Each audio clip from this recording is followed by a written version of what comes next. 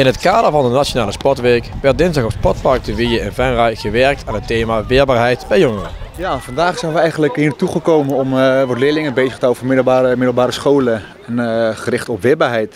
We hebben 5 verschillende onderdelen op deze locaties. Een stukje boksen, een DCP, oftewel de defensieconditieproef, komt ook aan bod. Een krachtcircuit en een stukje aanhoudingstechnieken van de Marechaussee komt ook nog aan bod. We zitten op communicatie en samenwerken. Dat is onze doelstelling van vandaag. En de kinderen krijgen eerst de handboeien om met gezicht naar buiten en moeten dan met het gezicht naar binnen zien te komen. Als ze dat gedaan hebben, gaan ze naar de volgende ronde. Gaat er eentje voorlegsteun en zolang het die boven is, mag de rest van de club de bus trekken.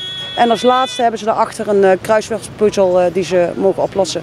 Ik denk een van de belangrijkste dingen die we hebben, buiten communicatie, samenwerken, verbinding, is weerbaarheid natuurlijk heel belangrijk. Want in deze maatschappij moeten we inmiddels weerbaar zijn.